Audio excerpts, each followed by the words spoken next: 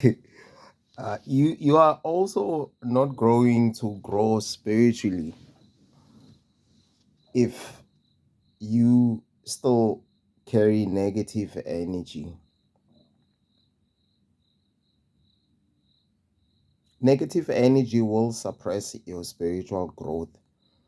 If you have been traumatized, if you have been abused, whichever type of abuse that you have experienced or encountered as a child or as an adult, if you want to acquire or reach higher heights of spiritual enlightenment and spiritual consciousness, that is not going to happen if you are not paying attention or attending to those traumas that you have experienced as an individual. All of us have been subjected, obviously, by some other people, because abuse has to happen from the other person to the other person. You can't abuse yourself.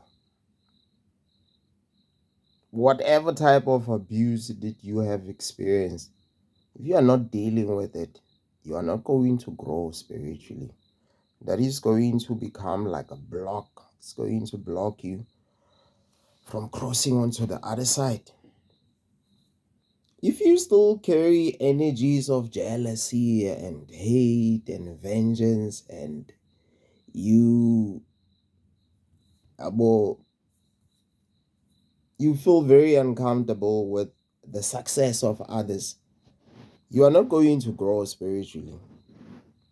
You are not.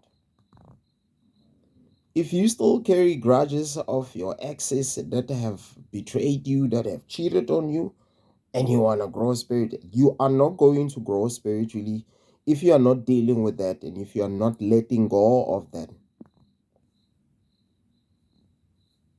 If you still carry envy in your heart, you are not going to reach higher heights of spiritual consciousness. Spiritual enlightenment and spiritual consciousness requires someone with a pure heart.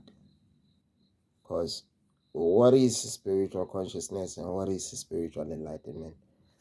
In simple terms, it just basically means finding God, reawakening the God in you. Because you are God, because you are created in the image of God. So that makes you God. That makes you a goddess or a God, if you want to call yourself a God. But all of us are gods and the goddesses of the earth. Comes from the universe. And because we reside multidimensionally, we do reside in the universe as well. Part of you does reside in the universe as well.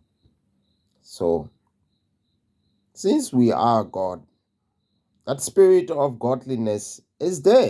It's something that you are born with, but it gets suppressed by our lifestyles, our behaviors, the thoughts that we ingest, how we treat others, how we treat ourselves, how we treat life, how we treat nature.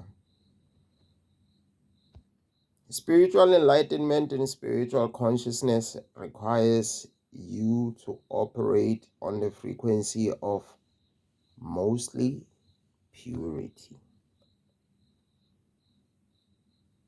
It's impossible for you as a human being to, you know, to never do wrong. It is impossible.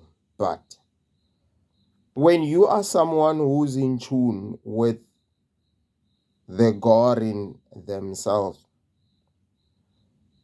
or if you are someone who's in tune with the God within, even if you have reacted negatively towards the other person, you've spoken to them a very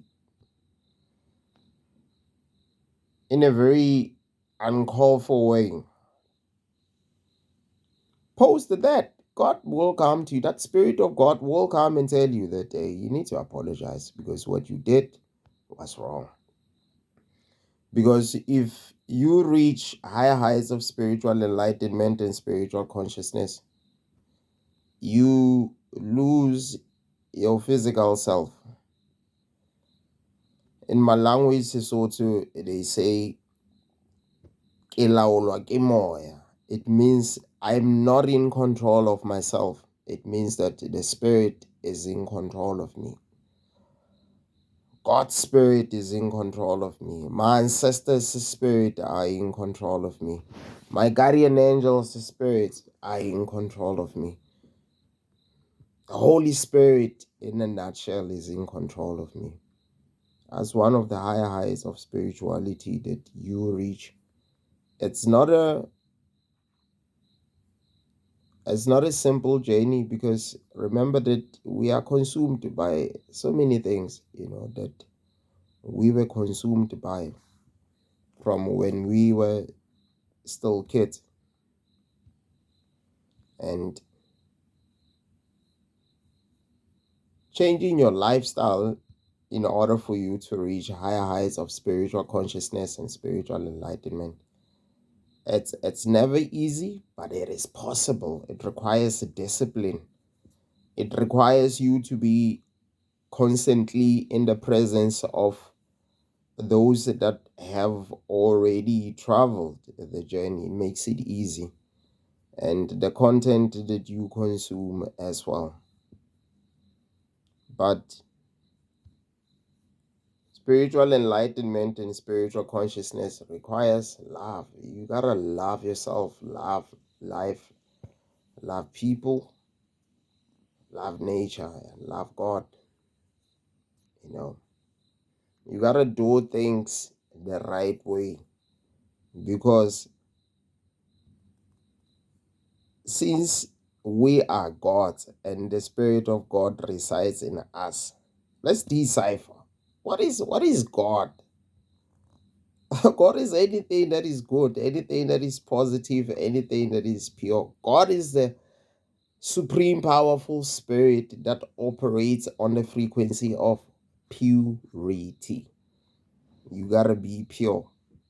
As I've mentioned in my initial video, that you gotta cleanse yourself. You gotta wash the food that you eat. You gotta cleanse yourself externally and internally.